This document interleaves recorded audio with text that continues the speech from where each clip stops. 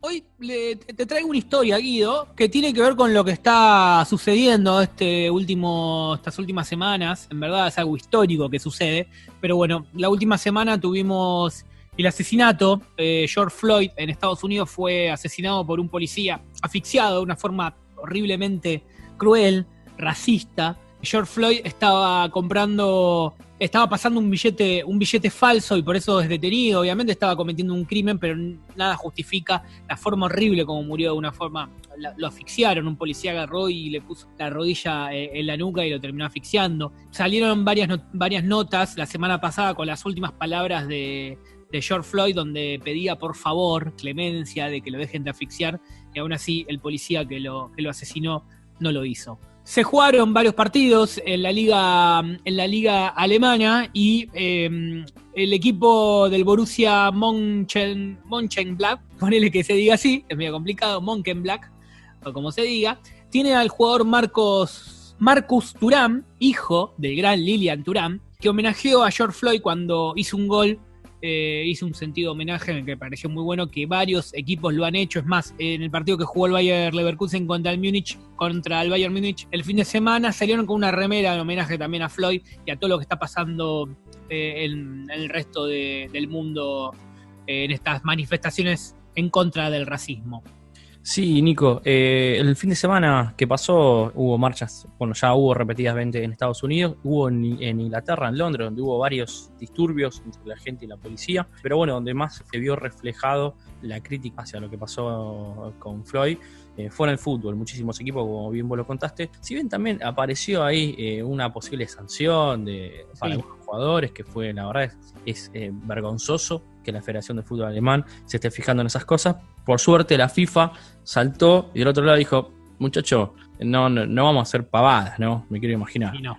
Vamos a hablar entonces de Marcus, es el hijo de Lilian, y nos lleva a la historia del gran Lilian Thuram, jugador del Francia, campeón del 98, jugó en Parma, en Barcelona, en Juventus, en Mónaco, brilló en todos los equipos, pero además brilló fuera de la cancha, con sus gestos.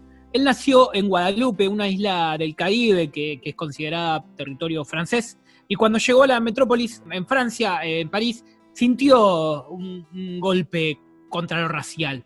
Lo empezaron a cuestionar, obviamente él se cuestionó un montón de cosas de lo que realmente pasaba y eso lo marcó el resto de su carrera. Cuando estuvo en Barcelona, que estuvo en el año 2006-2008, Guido, él armó la Fundación Educación contra el Racismo. No, en ese momento señaló, uno no nace racista, sino que se vuelve racista. El racismo es una construcción intelectual y sobre todo política. Para desmontar nuestros prejuicios es importante entender cómo estos se han formado. Y me detengo acá porque esto está muy bueno. A ver, uno no puede hablar de racismo, obviamente nosotros hablamos de racismo, de lo mal que está, pero no lo vivimos y no lo vamos a vivir como lo vivieron ellos. Entonces cuando te dicen, no, pero mirá, acá no se protesta por tal cosa, por tal otra, o ¿por qué? El otro día discutiendo me decía, pero ¿cómo sabes que el policía blanco mató por racismo? Porque capaz que si hubiera sido blanco lo mataba igual. A ver, si lees un poco la historia, te vas a dar cuenta por qué, ¿no? El contexto. Entonces es un poco entender eso, y me parece que lo que Thuram decía tiene que ver con esto. Sí, Nico, comparto plenamente. El racismo en sí, la discriminación, que sería la palabra tal vez más grande, me parece que está reflejado en varios aspectos de la vida de cualquier tipo de persona.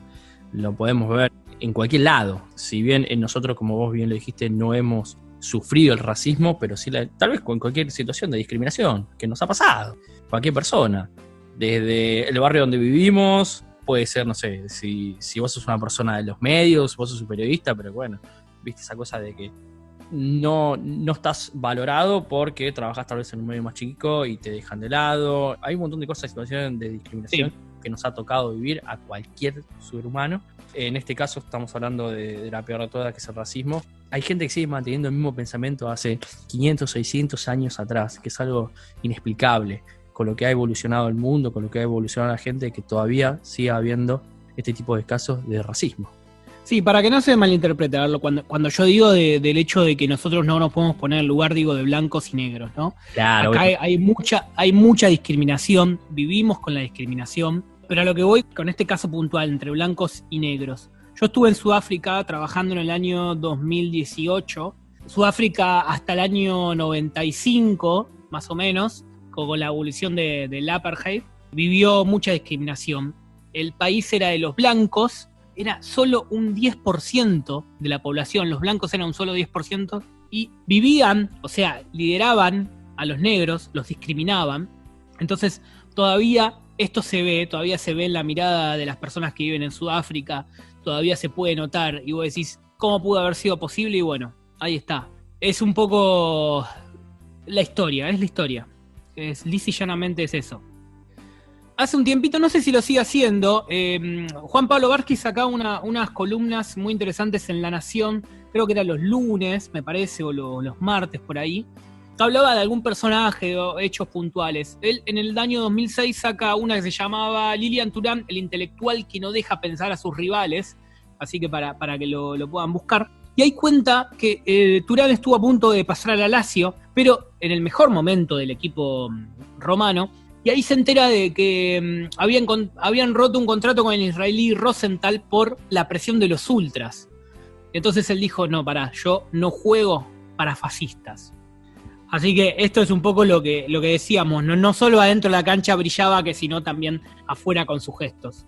Él sostiene que lo más importante del fútbol, que es, y cuando le preguntaron y él dice, este es un juego, es un asunto de solidaridad entre compañeros. Enfrentado con Sarkozy, presidente de Francia durante 2007-2012, rechazó ser ministro en su país y pese a tener mayor simpatía por el Partido Socialista francés, cuestionó duramente el liderazgo de Georges Frege, que en 2007 dijo que hay demasiados jugadores negros en la selección. Y el partido lo expulsó, ¿no? Esto también se habló mucho en Francia, ¿no? Los jugadores de color que había en la selección, y bueno, Thuram siempre se mantuvo muy firme con esto. Hay un documental muy interesante en Netflix que habla sobre ese Francia campeón del mundo, donde Thuram habla muchísimo y da un pantallazo de lo que era el nivel de racismo y discriminación que había en Francia, de los medios, de la gente, de la sociedad, con los jugadores negros, que claro que lo sufrían día a día. Marcus y Lilian Thuram, padre e hijo. Marcus lleva el nombre por Marcus Mosiah Garvey, periodista y predicador jamaiquino, fundador de la Asociación Universal de Desarrollo Negro y la Liga de Comunidades Africanas. Así que creo que Lilian Thuram puede estar muy orgulloso del hijo